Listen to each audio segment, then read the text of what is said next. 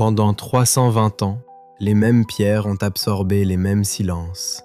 Le palais de Kensington se dresse à l'ouest de Londres, derrière ses grilles dorées et ses jardins ordonnés, avec l'apparence d'un lieu maîtrisé, institutionnel, serein. Mais derrière cette façade de calcaire pâle se cache une accumulation de destins brisés que l'histoire officielle n'a jamais voulu nommer clairement. Des rois sont morts ici, des reines ont été enfermées ici sans barreaux visibles, et une femme, que le monde entier connaissait sous un seul prénom, Diana, a vécu entre ces murs les années les plus solitaires de sa vie. Ce n'est pas un palais de triomphe, c'est un palais de retraite forcée, d'enfance confisquée et de mariages qui se sont effondrés loin des caméras. Chaque aile porte la mémoire d'une figure royale que la couronne a préféré éloigner plutôt qu'exposer. Chaque couloir a vu passer des personnages que l'institution a gardés proches pour mieux les contrôler ou abandonnés là pour les faire disparaître doucement de la mémoire collective. Kensington n'a jamais été le centre du pouvoir britannique. Il a toujours été sa périphérie dorée, l'endroit où l'on place ce que l'on ne sait pas quoi faire. Mais toute grande construction porte une histoire que les guides touristiques ne racontent jamais.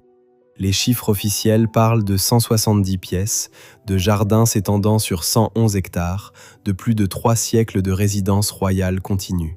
Ce que ces chiffres ne disent pas, c'est combien de personnes ont pleuré ici sans témoin, combien de décisions ont été prises dans ces salons qui ont fracturé des dynasties entières, combien de nuits une princesse traversait seule ces couloirs à l'aube parce que le sommeil ne venait plus. Ce que nous allons raconter dans les prochaines minutes change complètement la façon dont ce lieu doit être regardé. Les grilles de Kensington ont été couvertes de fleurs une seule fois dans leur histoire. C'était en septembre 1997 et 140 tonnes de roses, de lys et de messages manuscrits se sont accumulés devant elles en 7 jours. La foule était venue pleurer une femme. Mais sans le savoir, elle pleurait aussi tout ce que ce palais avait fait subir à ceux qui avaient vécu derrière ces murs pendant 3 siècles. Cette nuit-là, Kensington a cessé d'être une adresse royale pour devenir quelque chose de plus difficile à nommer, le symbole de tout ce qu'une institution peut briser en silence. Quelque part à l'ouest de Londres, derrière une grille dorée que des millions de touristes photographient chaque année, il y a une chambre que personne ne montre jamais dans les visites guidées. Elle se trouve dans l'aile nord-ouest du palais de Kensington, au premier étage, dans ce que les archives royales désignent sobrement comme les appartements privés. Les fenêtres donnent sur les jardins, la lumière du matin y entre tard, et pendant plus de 16 ans, c'est dans cette chambre que Diana Spencer, princesse de Galles, a passé les nuits les plus longues de son existence. Le palais de Kensington n'est pas silencieux la nuit. Les vieilles structures en calcaire travaillent sous les variations de température. Les corridors de 100 mètres de longueur produisent des courants d'air que les anciens employés décrivent comme une présence constante. Le personnel de nuit, selon plusieurs témoignages recueillis dans les années qui ont suivi la mort de Diana, se souvient de l'avoir croisée à des heures inhabituelles, marchant seule dans des couloirs mal éclairés, à 3 heures du matin, à 4 heures, en silence. Pas par insomnie ordinaire, par quelque chose d'autre, quelque chose que le palais lui-même semblait générer. Mais Diana n'est pas la première figure royale à avoir trouvé dans ces murs autre chose que le confort que l'institution promettait. Avant elle, une reine y avait dormi pendant 18 ans dans la chambre de sa propre mère, sans jamais avoir le droit de descendre un escalier sans tenir la main d'un adulte. Avant elle encore, 2 souverains étaient morts ici en l'espace de 8 ans, dans des conditions que les chroniqueurs de l'époque jugeaient peu dignes de leur rang. Kensington a une habitude ancienne, accueillir ceux que la couronne veut garder proches sans avoir à les regarder en face. Il est une question que les guides ne posent jamais aux visiteurs. Pourquoi ce palais, avec ses 170 pièces, ses jardins de 111 hectares, ses galeries et ses salons d'apparat, n'a-t-il jamais été le siège officiel du pouvoir britannique ? Buckingham, Windsor, Hampton Court, voilà les noms que l'histoire retient. Kensington est ailleurs, géographiquement et symboliquement.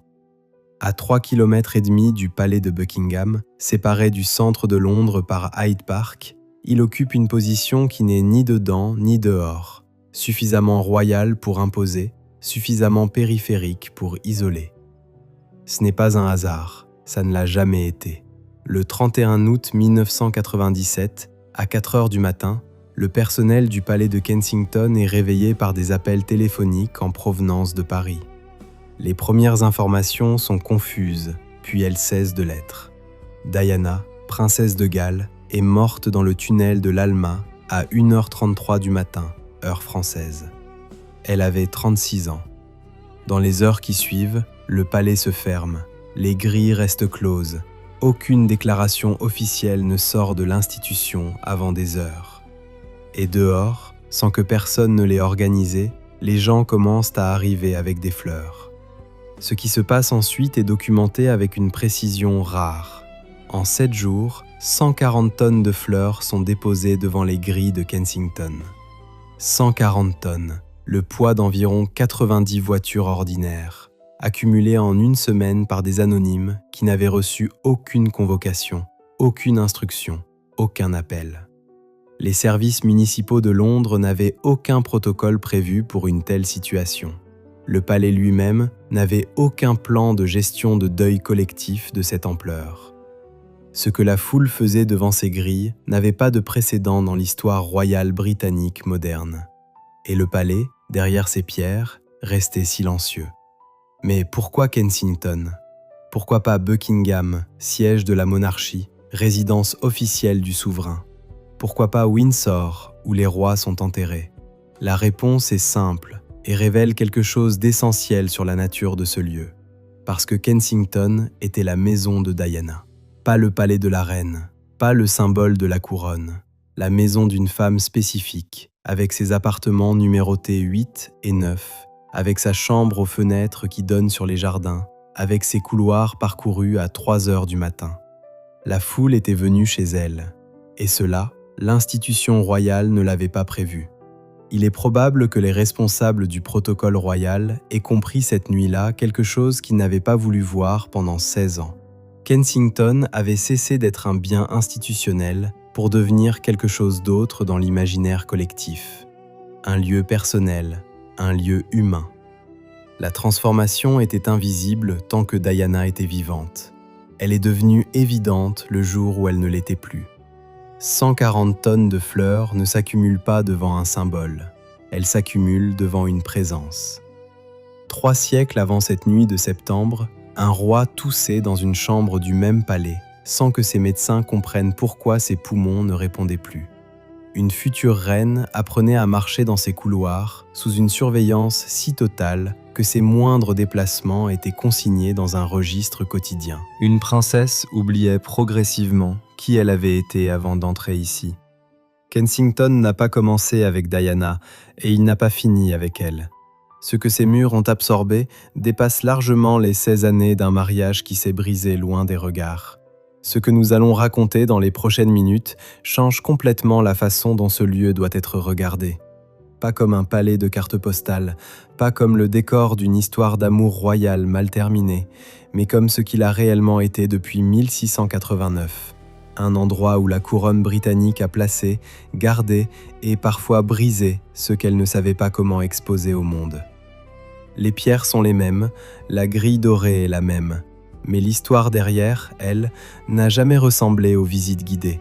Il y a un lieu à Londres que les Britanniques du XVIIe siècle appelaient Nottingham House. Pas un palais, pas une résidence royale, une maison de campagne à 2 étages, construite en 1605 pour Sir George Copin, un fonctionnaire de rang modeste dans l'administration jacobéenne. La structure originale était en briques rouges, avec des fenêtres à meneaux et un jardin qui ne méritait pas encore son nom. Rien dans ses proportions, ni dans sa position, ne laissait prévoir qu'elle deviendrait, 3 siècles plus tard, l'une des adresses les plus connues du monde. Kensington n'est pas né grand, il l'est devenu par accident et par défaut.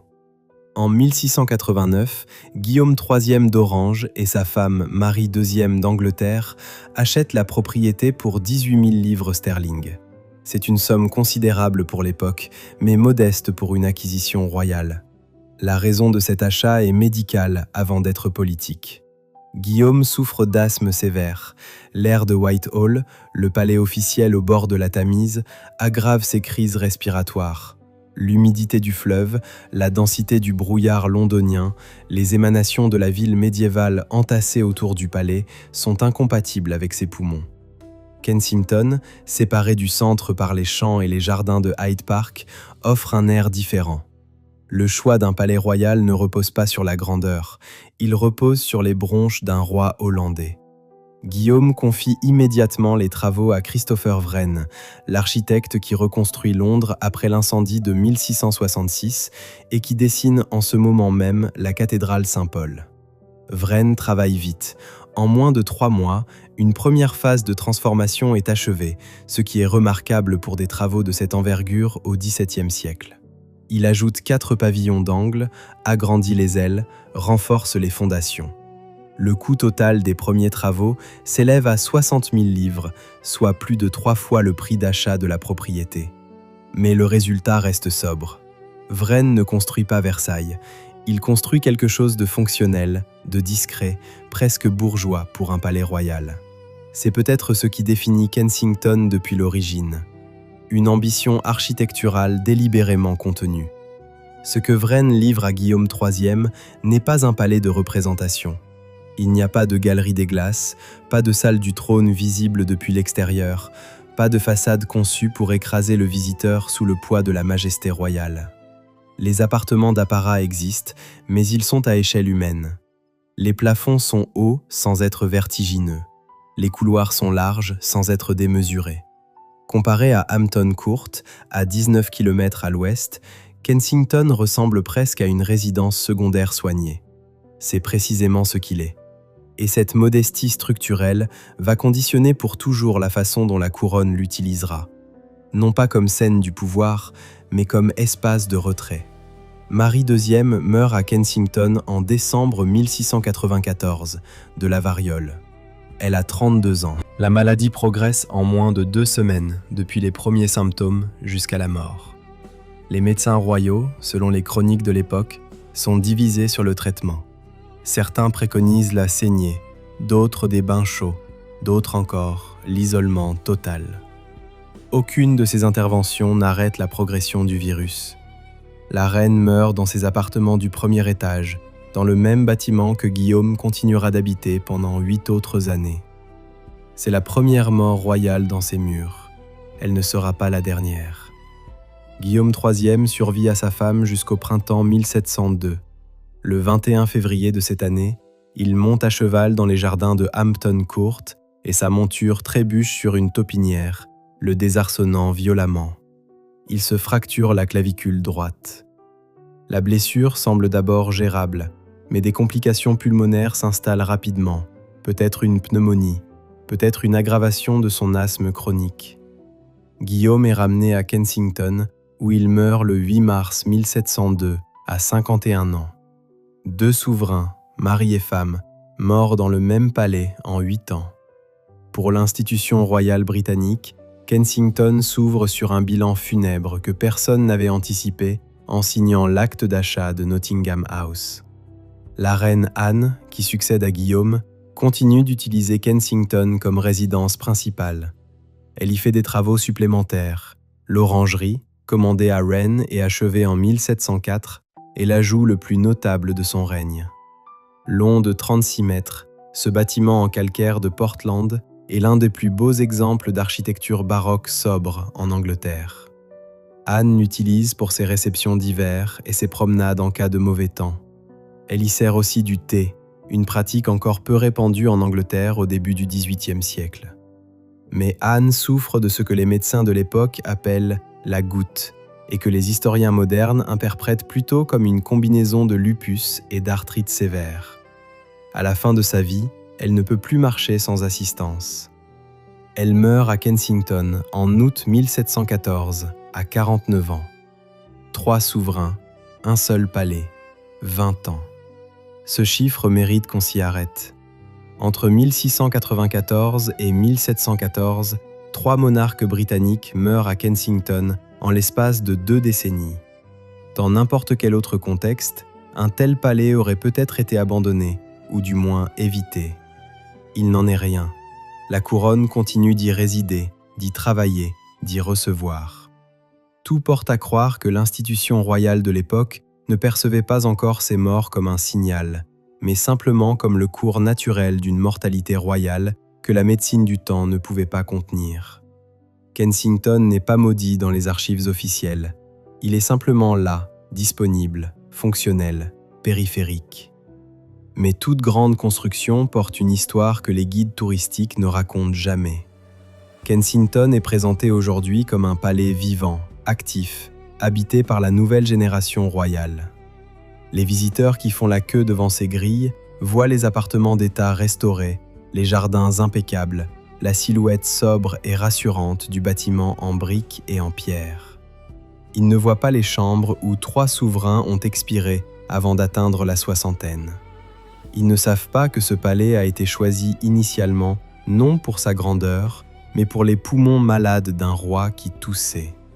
L'origine d'une chose conditionne souvent tout ce qui vient ensuite. Et Kensington a commencé sous le signe de la maladie, du retrait et de la mort silencieuse. Ce n'est pas un détail, c'est une fondation. Sous les lambris dorés des appartements d'État du palais de Kensington, il existe une couche de temps que les restaurateurs du XXe siècle ont soigneusement préservée. La peinture d'origine du début du XVIIIe siècle, appliquée à l'époque où le palais était encore un lieu de mort récente. Les murs ont été repeints par-dessus, puis restaurés, puis repeints encore. Mais la structure est la même. Les poutres en chêne que Guillaume III a fait poser sont toujours là, dans les plafonds, invisibles sous les décorations ultérieures. Un palais garde tout.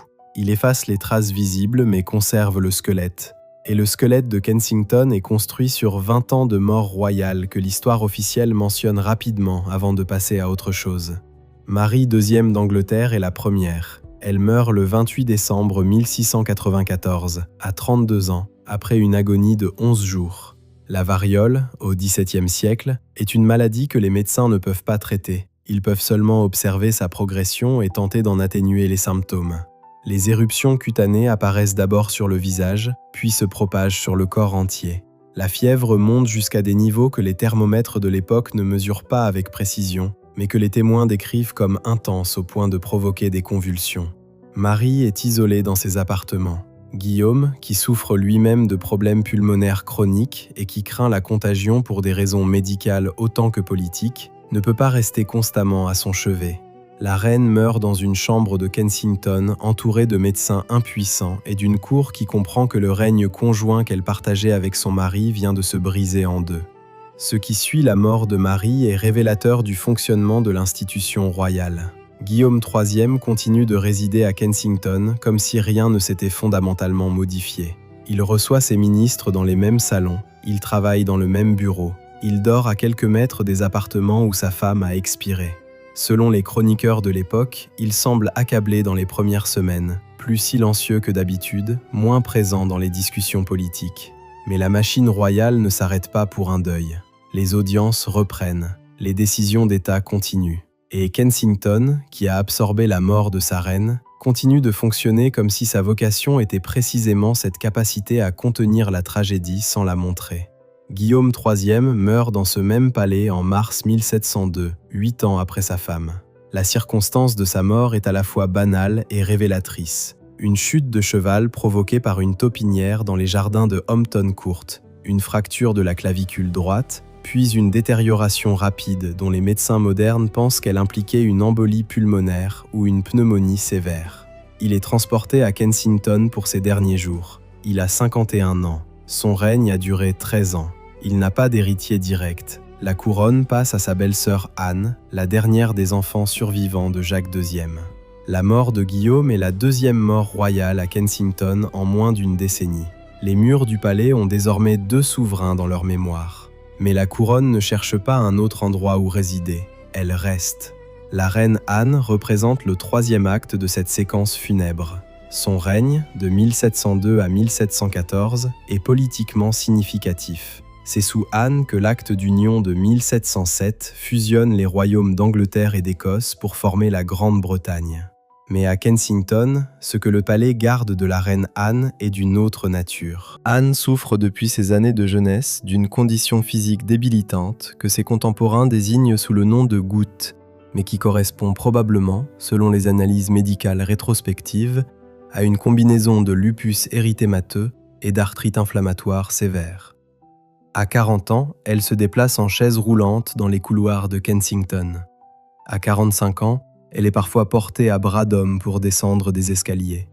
Les mêmes escaliers que les visiteurs empruntent aujourd'hui pour accéder aux appartements d'État. Anne perd 17 enfants au cours de sa vie.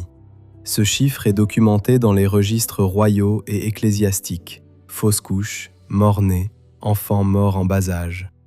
Un seul fils, William, duc de Gloucester, survit au-delà de la petite enfance, mais il meurt à l'âge de 11 ans en 1700, 4 ans avant qu'Anne accède au trône. La reine qui gouverne la Grande-Bretagne depuis Kensington est une femme qui a survécu à tous ses enfants. Cette réalité ne figure pas dans les portraits officiels. Elle ne figure pas dans les plaques commémoratives du palais. Mais elle est là, dans les archives, dans les registres paroissiaux, dans les correspondances médicales de l'époque. Anne règne depuis un palais qui lui renvoie, à chaque couloir parcouru en chaise roulante, l'image d'une vie privée construite sur une succession de deuils impossibles à compter. La mort d'Anne, le 1er août 1714, clôt une période de 20 ans pendant laquelle Kensington a été le théâtre de 3 fins de règne. 3 souverains britanniques, dans l'espace d'une génération, ont expiré entre ces murs. Marie a 32 ans, Guillaume a 51 ans, Anne a 49 ans. Aucun n'a atteint la soixantaine. Il serait excessif d'y voir une causalité, et tout porte à croire que ces morts reflètent simplement l'espérance de vie limitée des élites européennes du XVIIe et du début du XVIIIe siècle, où même les souverains disposant des meilleurs médecins du royaume mouraient jeunes par rapport aux standards actuels. Mais la concentration de ces morts en un seul lieu, en si peu de temps, donne à Kensington une densité funèbre que peu de palais européens peuvent égaler. Ce que la couronne fait après la mort d'Anne est instructif. La maison de Hanovre arrive au pouvoir avec George Ier, qui préfère St. James et Hampton Court à Kensington. Le palais entre dans une période de second rôle institutionnel. On y loge des membres de la famille royale de rang inférieur, on y tient des appartements pour des figures de la cour qui ont besoin d'une adresse sans avoir accès aux résidences principales. Kensington devient ce qu'il sera pendant une grande partie de son histoire, un lieu d'accueil pour ceux que la couronne veut garder dans son orbite sans leur donner de rôle central. La tragédie des premiers occupants a laissé une empreinte que l'institution ne reconnaît pas officiellement, mais que la géographie de ses usages révèle clairement. Il reste une question que les plaques commémoratives du palais ne posent pas. Combien de personnes qui visitent aujourd'hui les appartements d'État de Kensington savent qu'elles marchent dans des pièces où 3 monarques sont morts en 20 ans? Combien savent que la femme dont le portrait orne la salle de réception principale a perdu 17 enfants avant d'y régner? L'histoire officielle d'un palais est toujours une sélection. Ce que Kensington montre à ses visiteurs, c'est la dorure, l'ordonnancement, la continuité dynastique présentée comme une évidence. Ce qu'il cache, c'est la texture réelle de ce que ces murs ont contenu, la maladie, la perte, la mort répétée d'hommes et de femmes que leur rang ne protégeait de rien. Pendant 11 ans, une petite fille n'a jamais dormi seule dans une chambre. Pas une seule nuit, pas une seule exception documentée. La chambre se trouvait au 1er étage du palais de Kensington, meublée simplement pour une résidence royale, avec un lit à baldaquin, une fenêtre donnant sur les jardins et une porte qui ne se fermait jamais complètement. La petite fille s'appelait Alexandrina Victoria. Elle était la future reine Victoria, celle dont le règne de 63 ans allait définir une époque entière. Et jusqu'à ses 18 ans, elle n'avait pas eu le droit de descendre un escalier sans tenir la main d'un adulte désigné par sa mère et par un homme qu'elle n'avait pas choisi. Le système Kensington est le nom que les historiens ont donné à l'ensemble des règles imposées à Victoria entre 1819, année de sa naissance, et 1837, année de son accession au trône. Ce système est documenté dans des archives détaillées, les journaux de Victoria elle-même, les correspondances de la duchesse de Kent, sa mère, les registres du personnel du palais et les témoignages écrits de plusieurs membres de la cour. Ce n'est pas une interprétation rétrospective, c'est un ensemble de règles explicites, rédigées, appliquées et contrôlées quotidiennement. Son architecte principal est John Conroy, intendant de la maison de la duchesse de Kent, un homme dont le rôle officiel était de gérer les finances et le personnel de la résidence, et dont le rôle réel allait bien au-delà de ses attributions administratives. Les règles du système Kensington tiennent en quelques principes qui, pris séparément, pourraient sembler relever d'une prudence parentale ordinaire, mais qui, assemblés en un dispositif cohérent, constituent quelque chose d'une autre nature. Victoria ne doit jamais rencontrer d'autres enfants de son âge sans supervision préalable et sans approbation explicite de sa mère. Elle ne doit jamais recevoir de visiteurs extérieurs seuls, même de membres de la famille royale. Elle ne doit jamais avoir de conversation privée avec quiconque en dehors du cercle immédiat de sa mère et de Conroy. Ses journaux quotidiens, qu'elle tient depuis l'âge de 13 ans sur instruction de sa mère, sont relus et parfois corrigés par la duchesse avant d'être considérés comme définitifs. La petite fille qui deviendra la souveraine la plus puissante du monde n'a pas, à 15 ans, une seule pensée écrite qui lui appartienne entièrement. La justification officielle de ce système est politique. Victoria est l'héritière présomptive du trône depuis 1830, date à laquelle il devient clair que le roi Guillaume IV, oncle de Victoria, ne laissera pas de descendants légitimes. La duchesse de Kent et Conroy argumentent que la future reine doit être protégée des influences extérieures, des factions politiques rivales, des tentatives de manipulation qui pourraient compromettre son jugement futur. L'argument est présenté comme un acte de protection. Il est probable, selon les historiens qui ont analysé les correspondances de Conroy, qu'il s'agissait en réalité d'un acte de préparation. Former une reine suffisamment dépendante pour continuer à avoir besoin de ses tuteurs une fois sur le trône, et permettre ainsi à la duchesse et à Conroy de gouverner dans l'ombre d'une jeune souveraine qui n'aurait jamais appris à se passer d'eux. Le palais de Kensington est le cadre physique de cette entreprise. Ses couloirs, ses salons, ses chambres communicantes sont le territoire dans lequel Victoria se déplace sous surveillance constante. Elle connaît chaque pièce de ce bâtiment avec une précision que peu d'enfants ont pour leur propre maison, parce que ce bâtiment est l'entièreté de son monde pendant des années. Elle n'a pas le droit d'aller à Buckingham, à Windsor, à Hampton Court, sans que sa mère l'accompagne et contrôle chacune de ses interactions. Les rares sorties publiques auxquelles elle participe sont scénarisées, les vêtements choisis, les mots à prononcer préparés, les personnes à qui parler désignées à l'avance. Victoria grandit dans un palais de 170 pièces dont elle n'est jamais vraiment libre d'occuper aucune. Les effets de ce système sur Victoria sont documentés dans ses propres écrits, avec une précision qui, rétrospectivement, est troublante. Dans ses journaux, elle décrit des épisodes de solitude intense, des après-midi entiers passés à dessiner ou à jouer de la musique, sans autre compagnie que celle de sa gouvernante, Louise Lezen, la seule figure adulte à laquelle elle semble avoir accordé une confiance spontanée et non contrainte. Elle décrit aussi sa relation avec sa mère en des termes qui oscillent entre l'affection formelle et une froideur que les historiens interprètent comme la conséquence d'une intimité physique imposée, partager une chambre, sans qu'une véritable proximité émotionnelle l'accompagne. La duchesse de Kent dort dans la même chambre que sa fille, mais selon les journaux de Victoria, elles peuvent passer des jours entiers à Kensington sans avoir une conversation qui dépasse les instructions quotidiennes. Il existe un moment précis que Victoria décrit dans ses journaux et qui résume mieux que tout ce que représente Kensington pour elle. Le 24 mai 1837, jour de ses 18 ans, les conseillers juridiques confirment qu'elle atteint la majorité et qu'elle pourrait théoriquement régner sans régente. Conroy et la duchesse organisent ce jour-là une ultime tentative pour lui faire signer un document qui les désignerait comme ses conseillers officiels une fois sur le trône. Victoria refuse. Elle tient sa position pendant une confrontation qui, selon les témoins présents, dure plusieurs heures dans un salon de Kensington. Elle a 18 ans, elle n'a presque jamais pris de décision seule dans sa vie et elle dit non. Ce non, prononcé dans un palais qui avait passé 18 ans à lui apprendre à dire oui, est peut-être l'un des actes les plus significatifs de toute sa vie.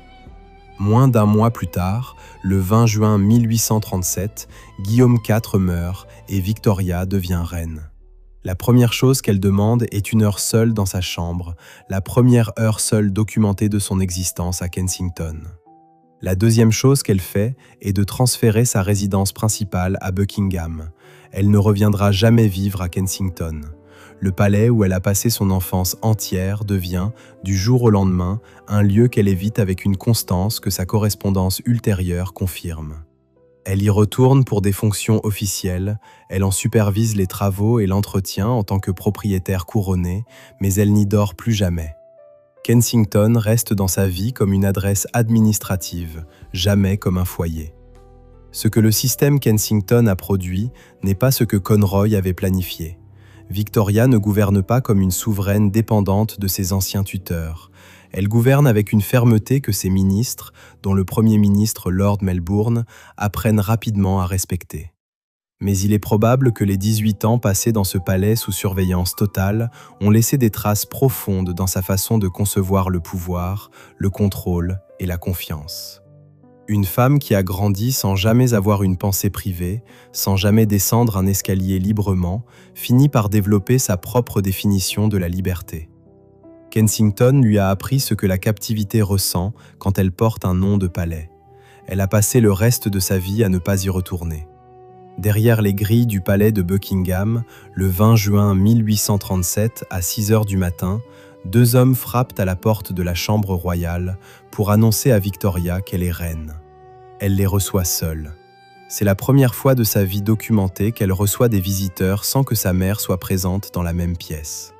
Elle a 18 ans et quelques jours. Elle porte une robe de chambre. Elle prend les documents qu'on lui présente, elle les lit, elle signe. Puis, selon les témoignages des 2 hommes présents, l'archevêque de Canterbury et le chambellan Lord Conyngham, elle leur demande de la laisser seule pour 1 heure. Ils obtempèrent. Ce moment, anodin en apparence, représente en réalité la rupture la plus nette de toute l'histoire du palais de Kensington. La femme qui l'avait formé pendant 18 ans venait de commencer à le défaire. La première décision administrative significative de Victoria concerne directement Kensington. Dans les jours qui suivent son accession au trône, elle ordonne la révision complète des attributions de personnel du palais. John Conroy, l'architecte du système Kensington, voit son accès aux espaces royaux restreint, puis progressivement supprimé. Victoria ne le bannit pas dans un geste spectaculaire, elle procède autrement. Elle réduit ses fonctions, limite ses autorisations, cesse de répondre à ses demandes d'audience. En moins de 6 mois, Conroy comprend que sa position est devenue intenable. Il négocie une pension annuelle de 3000 livres sterling et quitte le service royal en 1839. Victoria n'assiste pas à son départ. Elle n'en fait pas mention dans ses journaux ce jour-là. Elle écrit à la place sur une réception diplomatique et sur la qualité du temps à Londres. Le silence est sa réponse. La relation de Victoria avec sa mère, la duchesse de Kent, suit une trajectoire plus longue et plus complexe. La duchesse continue de résider à Kensington dans un premier temps, tandis que Victoria s'installe à Buckingham. Mais les conditions de cette cohabitation géographique dans l'univers royal sont fondamentalement modifiées. Victoria refuse à sa mère l'accès direct à son emploi du temps, à ses correspondances et à ses conseils officiels. Les 2 femmes se voient lors des fonctions de la cour, elles échangent des lettres d'une politesse formelle qui, selon des historiens ayant analysé cette correspondance, dissimule une distance émotionnelle réelle. La duchesse, qui avait passé 18 ans à contrôler chaque aspect de la vie de sa fille, se retrouve soudainement dans la position inverse, dépendante d'une reine qui n'a aucune obligation de lui accorder ce qu'elle demande. Kensington lui-même est réorganisé physiquement pour refléter ce renversement. Victoria ordonne que les appartements qu'elle occupait avec sa mère soient redistribués. Les pièces qui avaient servi de cadre au système Kensington, la chambre partagée, le salon de surveillance, le bureau où Conroy lisait les journaux de la jeune princesse, changent d'usage ou d'occupant. De nouveaux membres de la famille royale de rang mineur s'y installent. La duchesse de Kent reçoit ses propres appartements distincts dans le palais, correctement dotés et entretenus, mais séparés des espaces que Victoria a habités. Le palais est découpé différemment. La géographie intérieure de Kensington reflète désormais la nouvelle cartographie du pouvoir familial. La mère a un espace, la fille règne depuis ailleurs, et les 2 territoires ne se recoupent plus. Cette fissure entre Victoria et sa mère dure, sous des formes variables, pendant plus de 20 ans. Ce n'est qu'à partir des années 1850 que les relations s'améliorent progressivement, selon les historiens, en partie grâce à la médiation du prince Albert, mari de Victoria, qui voyait dans la réconciliation un intérêt dynastique et affectif. La duchesse de Kent meurt en 1861 à Frogmore House, après une brève maladie. Victoria, à l'annonce de la mort de sa mère, entre dans ce que ses contemporains décrivent comme un deuil intense et prolongé, avec des crises de larmes que le personnel royal note comme inhabituelles, même par rapport aux standards expressifs de l'époque victorienne. Certains historiens interprètent ce deuil comme la manifestation d'un double chagrin, la perte de la mère réelle et la perte définitive de toute possibilité de réconciliation complète avec ce qu'avait été leur relation. Mais il y a un autre personnage dans cette fissure dynastique que l'histoire mentionne moins que Conroy ou la duchesse. La princesse Féodora, demi-sœur de Victoria, fille d'un premier mariage de la duchesse de Kent, est une figure presque effacée des récits sur Kensington. Elle a vécu dans le palais pendant l'enfance de Victoria, partageant son espace, ses tuteurs et sa surveillance. Féodora est plus âgée de 12 ans.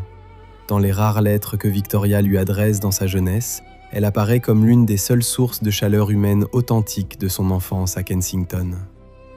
Féodora épouse un prince allemand en 1828 et quitte l'Angleterre. Victoria a 9 ans quand elle part. Selon une lettre que Victoria lui écrit des années plus tard, ce départ a été l'un des moments les plus douloureux de son enfance. Une enfance qui, entre les murs d'un palais de 170 pièces, n'avait déjà que très peu de chaleur disponible. Le cas de Féodora illustre quelque chose que l'architecture du système Kensington révèle clairement. Le palais était conçu pour isoler Victoria, mais il isolait par ricochet tous ceux qui gravitaient autour d'elle. La surveillance s'appliquait à un individu central, mais elle contaminait les relations autour de cet individu, les rendant toutes conditionnelles, toutes médiatisées, toutes potentiellement utilisables comme levier. Dans cet environnement, une affection authentique était presque par définition suspecte aux yeux de Conroy et de la duchesse, parce qu'une affection authentique aurait pu créer une loyauté alternative, un soutien émotionnel indépendant, une fissure dans le système de dépendance qu'ils construisaient. Féodora devait partir. Le système l'exigeait. Quand Victoria abandonne définitivement Kensington comme résidence et le réorganise comme espace de second rang, elle accomplit quelque chose qui va au-delà d'un simple déménagement administratif. Elle efface physiquement, dans la mesure où le protocole le permet, les conditions matérielles de sa captivité. Elle redistribue les pièces, elle change les personnels, elle attribue les appartements à d'autres. Mais elle ne détruit pas le palais, elle ne le ferme pas. Elle le maintient en fonctionnement, peuplé de figures royales mineures, entretenues à un standard convenable, ouvert aux usages institutionnels que la couronne juge appropriés. Kensington continue d'exister sous son règne de 63 ans, comme un lieu que la reine possède sans jamais vraiment occuper, comme quelque chose qu'on garde parce qu'on ne sait pas encore quoi en faire, et dont on préfère ne pas trop approcher. Il reste une question que les portraits officiaux de Victoria exposés dans les galeries de Kensington ne posent jamais. La femme qui regarde le visiteur depuis ses cadres dorés, avec son expression de souveraineté sereine et de dignité imperturbable, a passé ses 18 premières années à 50 mètres de là, dans une chambre dont elle ne pouvait pas sortir seule. La distance entre ce portrait et cette chambre, quelques dizaines de mètres dans un palais que des milliers de personnes visitent chaque année, est l'une des distances les plus significatives de l'histoire britannique moderne. Kensington contient les 2 Victoria dans le même bâtiment, celle qu'on a essayé de fabriquer et celle qui a refusé de l'être. Sous le règne de Victoria, le palais de Kensington acquiert une fonction que personne n'a jamais officiellement nommée, mais que les archives illustrent avec une régularité troublante. Il devient le lieu où la couronne place ceux qu'elle ne sait pas où mettre. Pas les souverains, pas les héritiers directs. Les autres, les veuves royales sans trône à gérer, les princes de branches latérales sans mission définie, les princesses dont le mariage a mal tourné ou n'a pas eu lieu, les cousins trop proches de la ligne de succession pour être ignorés et trop lointains pour avoir un rôle. Kensington se transforme, dans la seconde moitié du XIXe siècle, en une carte d'adresse royale pour figures marginalisées. Le palais fonctionne, le personnel est payé, les appartements sont entretenus. Mais ce qui s'y déroule n'a plus rien à voir avec le centre du pouvoir britannique.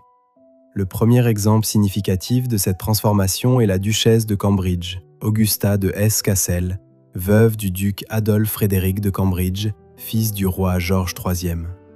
Elle s'installe à Kensington en 1851 et y réside jusqu'à sa mort en 1869. Augusta a 70 ans à son arrivée. Elle occupe un appartement de 22 pièces dans l'aile est du palais, avec un personnel de 18 personnes, un budget annuel d'entretien de 4000 livres sterling et une position dans la hiérarchie royale qui lui confère tous les honneurs du protocole, sans aucune des responsabilités du pouvoir. Elle reçoit des visites, assiste aux fonctions de la cour quand sa santé le permet, correspond avec des membres de la famille royale dispersés en Europe. Mais elle vit, pendant 18 ans, dans un palais dont la souveraine régnante a quitté les murs 30 ans plus tôt. Kensington est son monde entier, et ce monde est un monde en suspens. Augusta n'est pas un cas isolé. À peu près au même moment, les appartements du palais accueillent la princesse Mary de Cambridge, sa fille, qui y réside jusqu'à son mariage en 1866 avec le duc de Teck.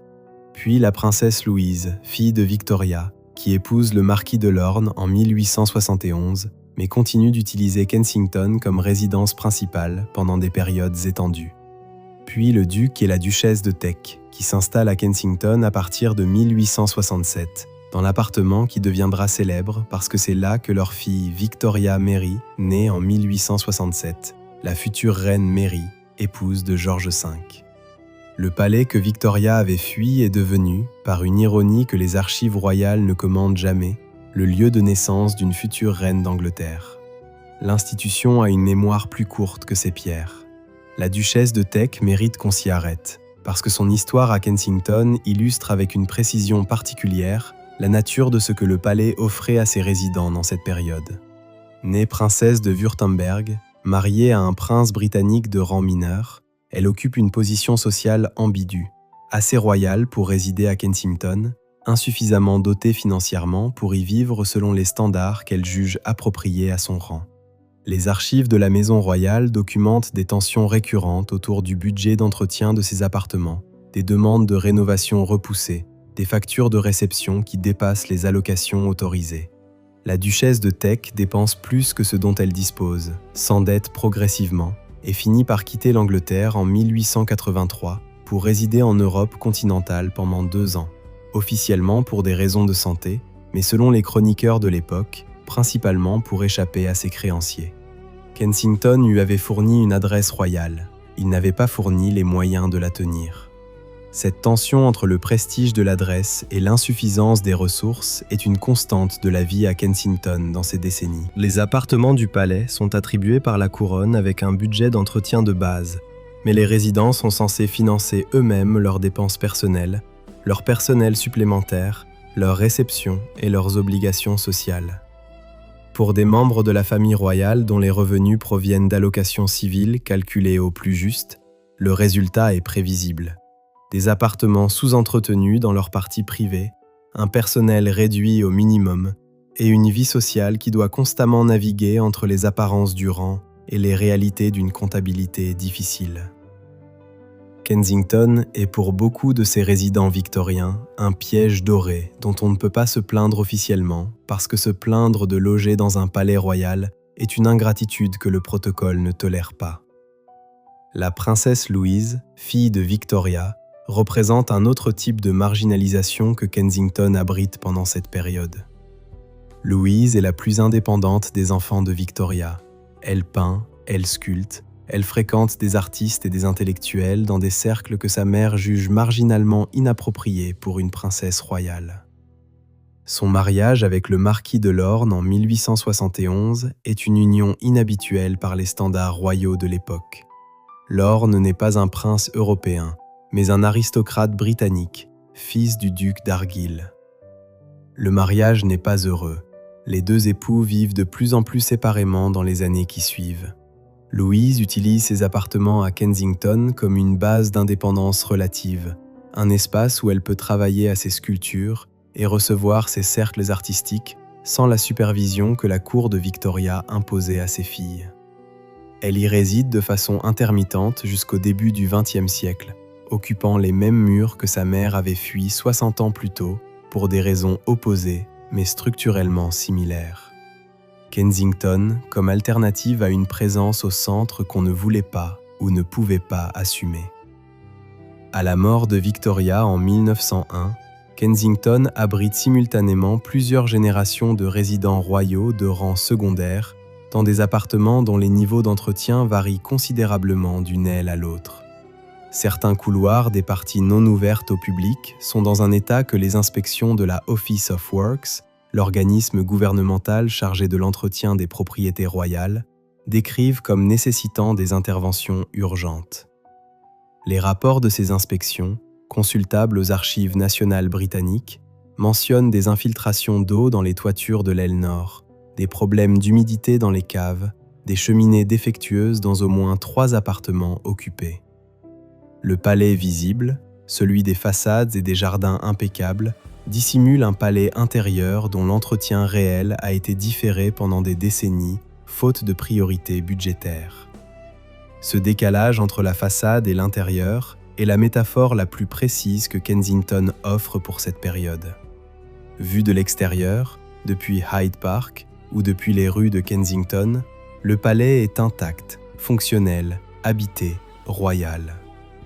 Vu de l'intérieur, depuis les appartements des résidents qui y vivent avec des budgets insuffisants, dans des pièces dont l'entretien est différé, dans une position institutionnelle qui ne leur confère aucun pouvoir réel, le palais est autre chose. Un endroit où la couronne range ce qu'elle ne veut pas jeter, mais ne sait plus quoi faire d'utile. Les décennies d'oubli ne sont pas une période de vide, elles sont une période de dépôt discret, où des vies royales entières se déroulent dans un palais que personne au sommet de l'institution ne regarde vraiment. Kensington a toujours été ainsi, plein de présences que l'histoire officielle s'autorise à ne pas compter. Sous les lambris du couloir principal de l'aile centrale de Kensington, il y a une photographie que les guides ne montrent pas lors des visites officielles. Elle date de 1982, quelques mois après le mariage. On y voit une jeune femme de 20 ans dans un couloir du palais, regardant par une fenêtre qui donne sur les jardins. Elle porte une robe simple. Ses cheveux sont coiffés avec soin, mais sans apparat. Elle est seule dans le couloir. La photographie n'a pas été prise pour être publiée. Elle fait partie d'un lot d'archives privées que plusieurs biographes ont consulté depuis. Ce qui frappe dans cette image n'est pas la beauté de la jeune femme, ni l'élégance du couloir. C'est la distance entre elle et tout le reste du cadre. Diana Spencer venait d'entrer dans le palais que 3 siècles d'histoire avaient préparé, sans le savoir, exactement pour elle. Les appartements 8 et 9 du palais de Kensington sont attribués au prince Charles et à Diana Spencer après leur mariage du 29 juillet 1981. Ces 2 appartements, situés dans l'aile nord-ouest du bâtiment principal, sont rénovés spécialement pour l'occasion. Le coût des travaux s'élève à environ 600 000 livres sterling, financés par des fonds publics. La superficie totale des espaces attribués au couple dépasse les 40 pièces, salon de réception, chambre, bureau, espace pour le personnel, cuisine, salle de bain rénovée selon des standards modernes. Sur le papier, c'est une résidence princière complète, confortable, adaptée. Diana s'y installe après la lune de miel en août 1981. Elle a 20 ans. Elle vient de quitter un appartement de Londres qu'elle partageait avec 3 amis. Elle se retrouve seule dans 40 pièces, dans un palais de 170 pièces, dans une institution dont elle ne connaît pas encore entièrement le fonctionnement. Le prince Charles utilise Kensington comme base londonienne, mais ses absences sont fréquentes et documentées. Ses engagements officiels, ses voyages, ses activités à Highgrove, la propriété du couple dans le Gloucestershire, l'éloignent régulièrement des appartements du palais. Les biographes qui ont analysé les agendas officiels du prince pour les premières années du mariage notent qu'il passe en moyenne entre 8 et 12 jours par mois à Kensington. Le reste du temps, Diana est dans le palais sans lui. Pas entièrement seule, il y a le personnel, les assistants, les membres de l'équipe royale qui gèrent les engagements du couple. Mais seule au sens où la jeune femme de 20 ans qui regardait par la fenêtre du couloir était seule, sans compagnie choisie, sans présence intime, dans un bâtiment dont les dimensions et le protocole rendent difficile toute forme de familiarité spontanée. Les jardins de Kensington sont le seul espace que Diana s'approprie dans ses premières années avec une régularité documentée. Les employés du palais et les gardes, dans des témoignages recueillis après sa mort, se souviennent de l'avoir vue marcher seule dans les jardins, à des heures inhabituelles pour une figure royale, tôt le matin, avant que les jardins ouvrent au public, parfois à l'aube. Ces promenades ne sont pas programmées dans son agenda officiel. Elles ne font pas partie du protocole. Elles sont simplement ce qu'une jeune femme fait quand les murs intérieurs d'un palais deviennent trop lourds à supporter et que les jardins sont le seul endroit où la distance entre soi et les couloirs peut s'agrandir un peu. Kensington offre 111 hectares de jardin. Pour Diana, dans ses premières années, c'est peut-être la partie la plus vivable de son adresse.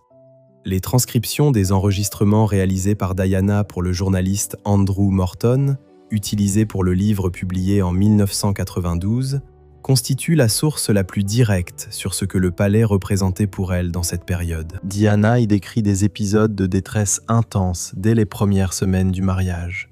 Un sentiment d'isolement que le bâtiment amplifiait plutôt qu'il n'atténuait, une incapacité à comprendre les codes non mécrits d'une institution qui ne les expliquait pas, mais sanctionnait silencieusement ceux qui les ignoraient.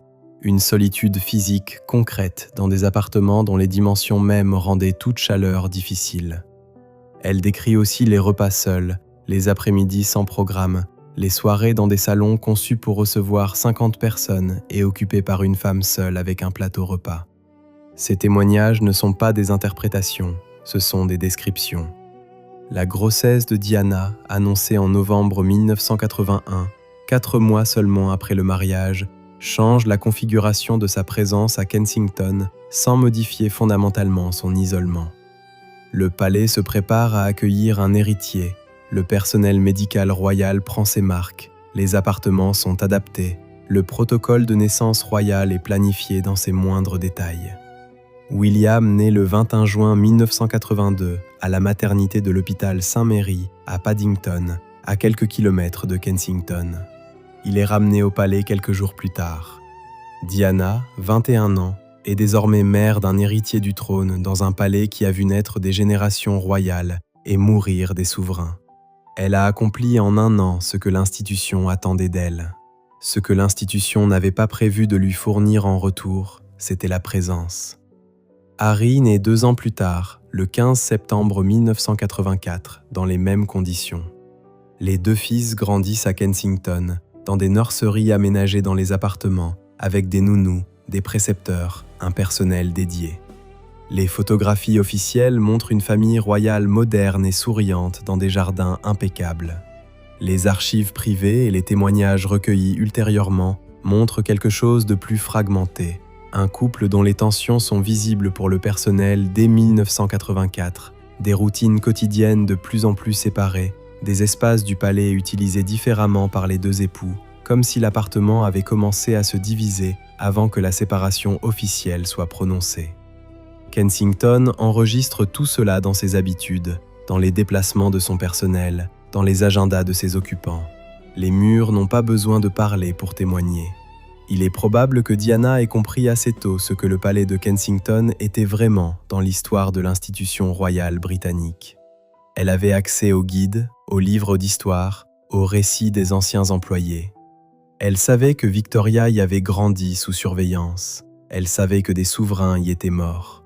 Peut-être savait-elle aussi, d'une façon qu'elle n'aurait pas formulée ainsi, qu'elle s'inscrivait dans une longue liste de figures que ce palais avait accueillies, non pour les mettre en valeur, mais pour les contenir. Kensington avait une habitude ancienne de recevoir des femmes exceptionnelles dans des conditions qui les empêchaient d'être pleinement ce qu'elles étaient. Diana n'en savait peut-être pas la totalité, mais les jardins à l'aube, les couloirs à 3 heures du matin, les repas seuls dans des salons trop grands, son corps, lui, avait compris quelque chose que les mots mettront des années à formuler. Pendant l'année 1992, le palais de Kensington abrite 2 maisons royales distinctes dans le même bâtiment. Ce n'est pas une métaphore, C'est une réalité administrative documentée dans les registres du personnel royal, dans les agendas officiels des deux époux et dans les témoignages écrits de plusieurs membres de leur entourage respectif. Le prince Charles dispose de son propre secrétaire privé, de sa propre équipe de communication, de ses propres assistants personnels. Diana dispose des siens. Les deux équipes ont des bureaux séparés dans les appartements du palais. Elles communiquent entre elles par mémorandum quand la coordination d'un engagement commun l'exige, comme deux services d'une même administration qui ont cessé de partager la même direction. Le couple royal le plus photographié du monde vit, dans les couloirs de Kensington, comme deux institutions parallèles qui se tolèrent sans se rejoindre. La séparation officielle de Charles et Diana est annoncée le 9 décembre 1992 par le Premier ministre John Major devant la Chambre des communes. La formulation choisie est celle du protocole. Les deux parties ont décidé d'un commun accord de se séparer sans qu'il soit question de divorce dans un premier temps, et leurs engagements royaux respectifs se poursuivront normalement. Ce que cette déclaration ne dit pas, parce que le protocole ne le dit jamais, c'est que la réalité pratique de Kensington avait anticipé cette annonce de plusieurs années. Les membres du personnel qui travaillaient dans les appartements en 1989 et 1990 décrivent déjà à cette époque une cohabitation dans laquelle les deux époux pouvaient passer plusieurs jours consécutifs dans le même bâtiment sans se croiser, chacun utilisant des entrées différentes, des escaliers différents, des salons différents. Kensington avait commencé à se diviser longtemps avant que John Major l'annonce au Parlement. La division physique du palais après 1992 est une opération logistique que les archives du personnel royal décrivent avec une précision administrative froide. Les appartements sont formellement redistribués. Charles conserve certains espaces de représentation communs pour les rares engagements officiels conjoints que le protocole rend encore nécessaires, mais ces appartements privés sont clairement séparés de ceux de Diana. Deux équipes de sécurité opèrent désormais selon des périmètres distincts. Deux agendas sont gérés par deux secrétariats sans coordination systématique. Le coût total de fonctionnement des deux ménages royaux au sein du même palais représente, selon les estimations de l'époque, plusieurs millions de livres sterling annuellement en personnel, sécurité et frais de fonctionnement. La fracture d'un mariage royal est, entre autres choses, une ligne comptable. Diana, après la séparation officielle, occupe Kensington d'une façon qui change radicalement par rapport aux premières années. Elle n'est plus la jeune femme qui marchait seule dans les jardins à l'aube, sans savoir exactement pourquoi. Elle est une femme de 31 ans qui a compris comment utiliser l'institution contre elle-même et qui utilise Kensington comme base d'une présence publique construite avec une précision que ses conseillers en communication, qu'elle n'appelle pas ainsi mais qui jouent ce rôle, aident à calibrer. Les sorties publiques depuis le palais sont plus fréquentes, plus visibles, plus soigneusement positionnées par rapport aux engagements simultanés de Charles. La presse suit les deux époux séparément depuis les deux sorties du palais, et la compétition silencieuse entre les deux agendas se joue tous les jours dans les pages des journaux britanniques, sans que personne au palais ne l'admette officiellement. C'est dans cette période que Kensington acquiert dans l'imaginaire médiatique britannique une dimension nouvelle.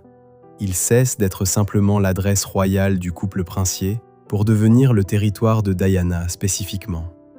Charles est associé à Highgrove, à Clarence House, à la cour de la reine, à Buckingham. Diana est associée à Kensington. Cette association n'est pas accidentelle. Elle est en partie construite par Diana elle-même, qui comprend que posséder symboliquement un lieu, en être l'incarnation publique reconnaissable, est une forme de pouvoir dans un univers où le pouvoir formel lui est progressivement retiré.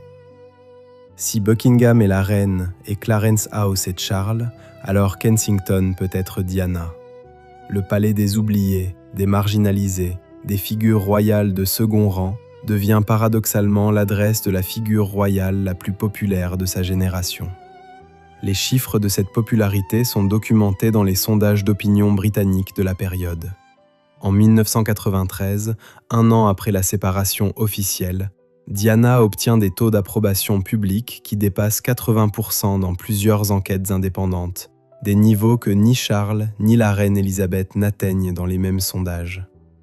Ces chiffres irritent profondément certains cercles proches de la couronne, selon des témoignages ultérieurs de conseillers royaux.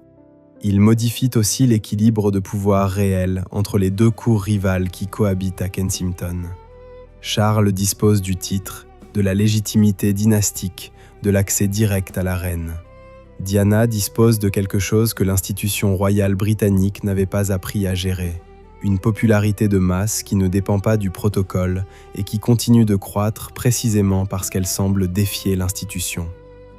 L'interview accordée par Diana à la BBC dans le cadre de l'émission Panorama, diffusée le 20 novembre 1995, est préparée en secret dans les appartements de Kensington. Le journaliste Martin Bashir rencontre Diana à plusieurs reprises dans le palais, sans que l'équipe de Charles, ni l'entourage de la reine, ni le secrétariat royal général n'en soient informés. L'interview est enregistrée le 5 novembre 1995 dans un salon des appartements de Diana. 23 millions de téléspectateurs la regardent en Grande-Bretagne. C'est l'audience la plus élevée de l'histoire de l'émission Panorama jusqu'à cette date. Dans cet entretien, Diana dit qu'il y avait 3 personnes dans son mariage. Elle dit qu'elle ne sera jamais reine, mais qu'elle peut être reine des cœurs. Elle dit que Kensington, sans prononcer ce mot, a été le lieu de sa solitude la plus totale. L'interview est enregistrée dans le palais. Elle est diffusée depuis le palais, dans le sens où c'est de là que part le signal qui fracture définitivement l'image publique de la monarchie britannique telle qu'elle existait avant ce soir-là. La réaction de la couronne à l'interview Panorama conduit directement à la décision de divorcer. La reine Elisabeth écrit personnellement à Charles et à Diana en décembre 1995 pour les exhorter à formaliser leur séparation par un divorce complet. Le divorce est prononcé le 28 août 1996. Diana perd son titre d'Altesse royale, mais conserve le titre de princesse de Galles. Elle conserve aussi ses appartements à Kensington. Ce dernier point n'est pas anodin. La femme qui n'est plus officiellement membre de la famille royale continue de vivre dans un palais royal. La couronne aurait pu demander la restitution des appartements. Elle ne l'a pas fait. Les raisons de cette décision ne sont pas documentées dans les archives publiques accessibles, mais le résultat est visible. Diana reste à Kensington, dans le palais fracturé, jusqu'à la dernière nuit de sa vie. Pendant les 6 heures qui séparent la mort de Diana de l'annonce publique officielle, le palais de Kensington reste fermé, silencieux et sans déclaration. L'accident se produit dans le tunnel de l'Alma à Paris, à 0h23, heure française, dans la nuit du 30 au 31 août 1997. Diana est déclarée morte à l'hôpital de la Pitié-Salpêtrière à 4h du matin, heure française, soit 3h du matin à Londres. Les grilles de Kensington sont fermées, les gardes sont à leur poste. Aucune lumière inhabituelle ne s'allume dans les appartements. Le palais, de l'extérieur, ressemble à n'importe quelle autre nuit d'août. À l'intérieur, les téléphones fonctionnent en continu entre Londres, Paris, Balmoral où séjourne la famille royale et les différents secrétariats du protocole royal. Ce que ces conversations décident dans ces heures-là, personne ne l'a entièrement documenté. Ce qui est documenté, c'est ce qui ne se passe pas. Aucune déclaration publique, aucune ouverture des grilles, aucun signe visible que quelque chose d'irréversible vient de se produire. L'annonce officielle de la mort de Diana est diffusée par la BBC à 5h10 du matin, heure de Londres. Elle est brève, formulée dans le registre du protocole. La princesse de Galles est décédée à Paris des suites de blessures reçues dans un accident de voiture. Le présentateur porte une cravate noire. Le ton est celui de l'institution qui communique un fait. Dans les minutes qui suivent, quelque chose commence devant les grilles de Kensington que personne n'avait prévu et que personne n'avait de protocole pour gérer. Les premières personnes arrivent à pied, seules ou en petits groupes, avec des fleurs. Ce sont des habitants du quartier, des gens qui n'ont pas dormi, des gens réveillés par la radio ou par un appel téléphonique. Ils posent leurs fleurs contre les grilles fermées et restent là, debout dans l'obscurité de fin de nuit, sans raison protocolaire d'être là et sans intention de partir. Le phénomène s'amplifie à une vitesse que les autorités londoniennes n'anticipent pas. Au lever du jour, plusieurs centaines de personnes sont rassemblées devant Kensington. À midi, plusieurs milliers. À la fin de la journée du 31 août, les fleurs s'accumulent sur une profondeur de plusieurs mètres le long des grilles, débordant sur les trottoirs adjacents, commençant à occuper une partie des jardins immédiatement accessibles. Les services municipaux de Londres n'ont aucun plan de gestion préparé pour une telle situation. La préfecture de police ne dispose pas de protocole pour un deuil collectif spontané de cette ampleur sur un site royal. Les gardes du palais, dont la formation couvre les menaces à la sécurité et le contrôle des accès, se retrouvent face à quelque chose qui n'est ni une menace, ni une violation. Une accumulation de tristesse civile qui ne demande rien d'autre que de l'espace pour exister. Les chiffres finaux sont documentés dans les rapports des services municipaux londoniens. En 7 jours, entre le 31 août et le 6 septembre 1997, 140 tonnes de fleurs sont déposées devant les grilles du palais de Kensington. 140 tonnes. Pour donner une échelle concrète, c'est approximativement le poids de 80 voitures de taille moyenne. Ces fleurs proviennent de toute la Grande-Bretagne, mais aussi de France, d'Allemagne, d'Australie, des États-Unis, du Japon. Des services de livraison florale voient leurs systèmes informatiques saturés dans les 48 heures suivant l'annonce. Des fleuristes londoniens sont en rupture de stock dès le 1er septembre. Des gens apportent des fleurs de leur jardin privé, des bouquets achetés dans des supermarchés ouverts la nuit, des plantes en pot retirées de leur propre balcon. Le geste est le même partout, poser quelque chose de vivant contre des grilles fermées. Les messages accompagnant les fleurs constituent une archive extraordinaire que plusieurs chercheurs ont partiellement cataloguée. Des milliers de lettres manuscrites, de cartes, de photographies personnelles, de dessins d'enfants, de poèmes, de pages arrachées à des journaux intimes. Ces messages s'adressent à Diana directement, à la deuxième personne du singulier, comme si la frontière entre la lettre et la conversation n'avait pas de sens dans ce contexte. Ils parlent de rencontres personnelles, de moments où une visite de Diana dans un hôpital ou une école avait changé quelque chose pour l'auteur du message. Ils parlent aussi, et c'est peut-être ce qui est le plus frappant dans cette archive, d'une solitude reconnue. Des gens qui disent avoir compris, en regardant Diana, que leur propre souffrance était visible et nommable.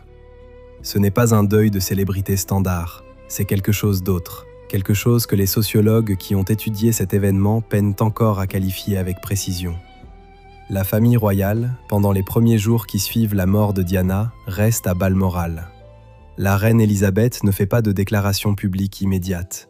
Le drapeau du palais de Buckingham ne descend pas en berne, parce que le protocole royal ne prévoit cet honneur qu'à la mort d'un membre régnant de la famille royale.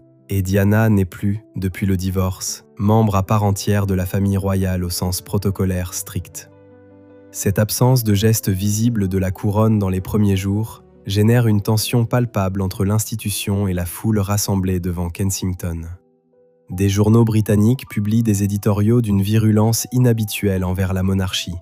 Des membres du public, interviewés devant les grilles, expriment une incompréhension qui touche parfois à la colère. Le silence de Buckingham face aux fleurs de Kensington devient lui-même un événement politique que le gouvernement de Tony Blair, nouvellement élu depuis le mois de mai, doit gérer avec une urgence croissante. C'est Blair qui prononce les mots que la couronne ne prononce pas dans ses premiers jours. Devant les caméras le matin du 31 août, il dit que Diana était la princesse du peuple. La formule n'est pas préparée en coordination avec le protocole royal. Elle émerge d'une intuition politique sur ce que la foule devant Kensington est en train de signifier à l'institution. La reine Elisabeth fait finalement sa déclaration télévisée le vendredi 5 septembre, la veille des funérailles. Elle parle depuis Buckingham. Elle dit qu'elle admire et respecte Diana pour son travail caritatif. Le discours est mesuré, personnel dans sa formulation, mais institutionnel dans son registre. Ce soir-là, pour la première fois depuis la mort de Diana, le drapeau de Buckingham descend en berne. La couronne avait mis 5 jours à répondre à ce que 140 tonnes de fleurs avaient dit en quelques heures. Les funérailles de Diana ont lieu le 6 septembre 1997 à l'abbaye de Westminster. Le cortège funèbre part de Kensington et traverse Londres jusqu'à l'abbaye, sur un trajet de plusieurs kilomètres bordé par plus d'1 million de personnes, selon les estimations de la préfecture de police de Londres. Le cercueil de Diana passe devant les grilles du palais, où les fleurs sont encore là, déjà fanées pour beaucoup, mais présentes dans leur masse intacte. Les gardes du palais saluent au passage du cortège. Les caméras de télévision du monde entier transmettent ces images en direct. Ce que ces images montrent, au-delà de la cérémonie et du protocole, c'est un palais rendu à une foule qui ne lui appartient pas, gardé par des grilles que personne n'a ouvertes, couvert de fleurs que personne n'avait demandées. Kensington n'a jamais appartenu à ses résidents. Cette semaine-là, pour la première et unique fois de son histoire, il a appartenu à ceux qui se tenaient dehors. Pendant les semaines qui suivent les funérailles de Diana, le palais de Kensington reste dans un état que le personnel décrit dans ses témoignages comme suspendu. Les appartements 8 et 9 sont fermés, mais non vidés. Les effets personnels de Diana, ses vêtements, ses livres, ses photographies, ses objets de travail quotidien, restent en place pendant plusieurs mois, pendant que les questions de succession des appartements et de gestion des biens sont traitées par les exécuteurs testamentaires et les représentants légaux. Les gardes continuent leur ronde. Le personnel de maintenance continue son travail. Mais l'habitante principale est absente, et son absence a une texture différente de celle que le palais avait connue auparavant, parce que cette absence est permanente, et que tout le monde dans le bâtiment le sait. William et Harry, 15 et 12 ans au moment de la mort de leur mère, continuent de considérer Kensington comme leur base londonienne dans les années qui suivent. Ils ne résident pas principalement dans le palais pendant leur adolescence. Leur éducation les amène à Eton, puis à des engagements militaires et universitaires qui les éloignent de Londres pour de longues périodes. Mais Kensington reste dans leur géographie affective un lieu spécifique, chargé d'une présence qui n'est plus là. Les témoignages des deux princes sur leur enfance dans le palais, recueillis dans différentes interviews et dans le documentaire consacré à Diana pour le 20e anniversaire de sa mort en 2017, décrivent des espaces précis. Le couloir où ils jouaient, la cuisine où ils prenaient certains repas avec leur mère, les jardins où ils marchaient le dimanche matin. Ces descriptions ont la précision des souvenirs d'enfance construits dans un lieu unique, un lieu qu'on ne peut pas remplacer parce qu'il porte des moments qui n'existent nulle part ailleurs. L'institution royale gère Kensington dans les années 2000 comme un bien fonctionnel en attente de réaffectation claire. Des membres de la famille royale continuent d'y résider. La princesse Margaret, sœur de la reine Elisabeth, y occupe ses appartements jusqu'à sa mort en février 2002. Le duc et la duchesse de Gloucester y résident. La princesse Michael de Kent y maintient une présence.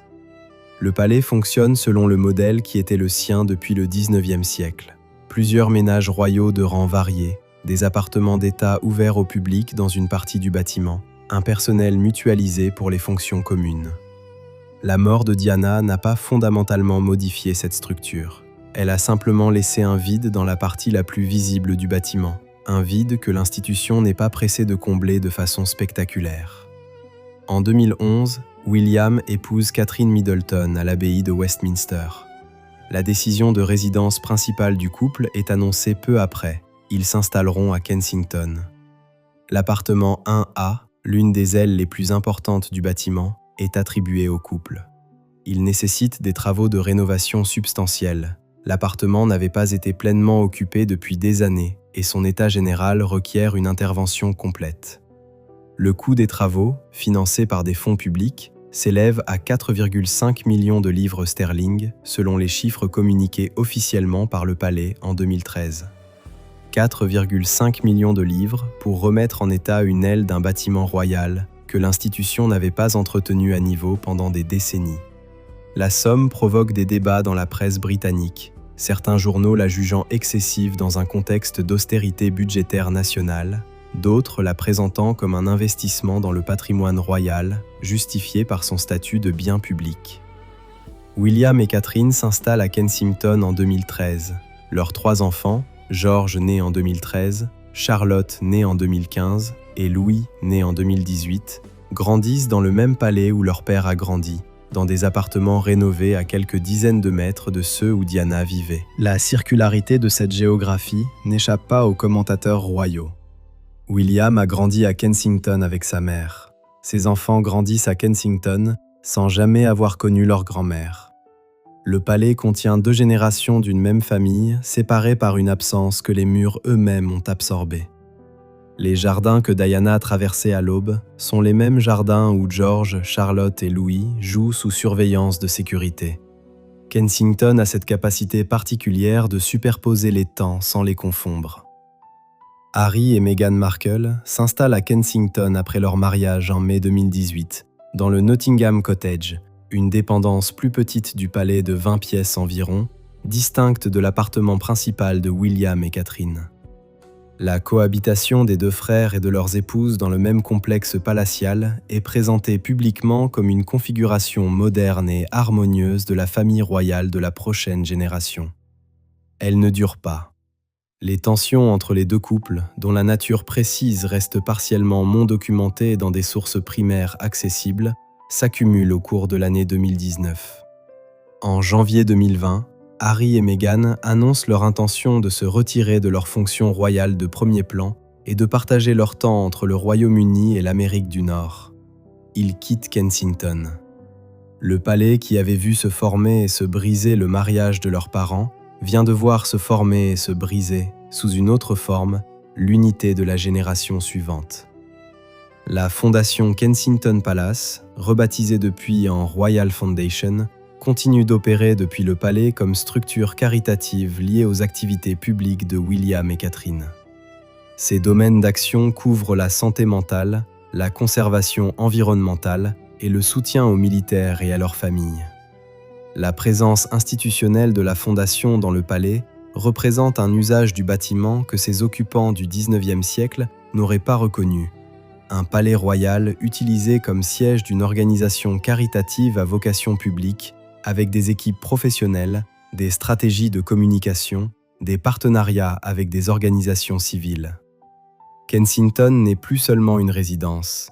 Il est aussi, depuis les années 2010, une marque, un label, un nom attaché à un programme d'action publique que la génération royale actuelle utilise pour définir son identité institutionnelle.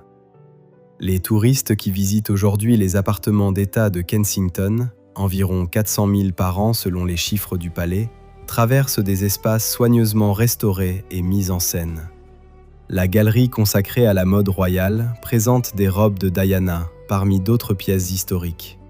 Les appartements de la reine Victoria sont reconstitués avec une précision documentaire qui permet de visualiser les espaces du système Kensington sans que cette expression soit jamais utilisée dans les panneaux explicatifs. Les jardins sont impeccables, les cafés fonctionnent, les boutiques de souvenirs proposent des images de Diana aux côtés d'images de William et de Catherine. Le palais a appris à gérer sa propre histoire comme un produit culturel, sélectionnant ce qu'il montre, calibrant ce qu'il explique, maintenant à bonne distance ce qu'il préfère ne pas nommer directement. 3 siècles de mort royale, d'enfance confisquée, de mariages fracturés et de deuil collectif deviennent dans cette mise en scène une succession de moments patrimoniaux que le visiteur peut parcourir en 2 heures avant de s'arrêter au café pour un thé. Il y a un calcaire spécifique dans les murs extérieurs du palais de Kensington, extrait des carrières du Lincolnshire, et posé par les maçons de Christopher Wren entre 1689 et 1696. Ce calcaire a une propriété que les géologues connaissent bien. Il absorbe l'humidité de l'air londonien et la restitue lentement, créant une surface qui respire au rythme des saisons. Les restaurateurs qui ont travaillé sur la façade du palais au XXe siècle ont noté que certaines pierres d'origine sont encore en place, non remplacées, portant dans leur texture les 330 ans de pluie, de gel et de brouillard de la ville. Ces pierres ont absorbé l'air de 3 siècles. Elles étaient là quand Marie II toussait dans sa chambre du premier étage. Elles étaient là quand Victoria signait ses premiers documents royaux à 18 ans. Elles étaient là quand 140 tonnes de fleurs s'accumulaient à leurs pieds en septembre 1997. La pierre ne témoigne pas, mais elle reste. Ce que Kensington a absorbé au cours de 3 siècles d'histoire dépasse largement ce que ses façades laissent voir. Il a absorbé 3 morts royales en 20 ans, celles de Marie II, de Guillaume III et d'Anne, des souverains morts jeunes dans des chambres dont les guides actuels ne mentionnent pas la fonction funèbre. Il a absorbé 18 ans du système Kensington, cette entreprise de contrôle psychologique exercée sur une enfant qui allait devenir la reine la plus longtemps régnante de l'histoire britannique. Il a absorbé les décennies d'oubli du XIXe siècle finissant, peuplées de veuves royales sous-dotées et de princes sans mission qui vivaient dans ces couloirs avec des budgets insuffisants et des positions institutionnelles sans contenu réel. Chacune de ces histoires a laissé une trace dans les archives. Ensemble, elles composent un portrait du palais que les visites guidées n'assemblent jamais en une seule image. La trajectoire de Diana à Kensington est la plus récente et la plus documentée de ces histoires, mais elle n'est pas structurellement différente des précédentes. Une femme arrive dans ce palais avec un rôle assigné par l'institution. Elle découvre que ce rôle implique une forme de confinement que les murs et le protocole rendent difficile à nommer précisément. Elle traverse des années d'isolement dans des appartements trop grands, dans des couloirs parcourus à des heures où le reste du palais dort. Elle développe, à sa façon et avec les outils de son époque, une résistance à ce confinement qui prend la forme d'une présence publique construite avec soin. Elle ne quitte pas le palais de son vivant. Elle le quitte la nuit du 30 au 31 août 1997 dans une voiture qui se dirige vers l'aéroport, et elle n'y revient pas.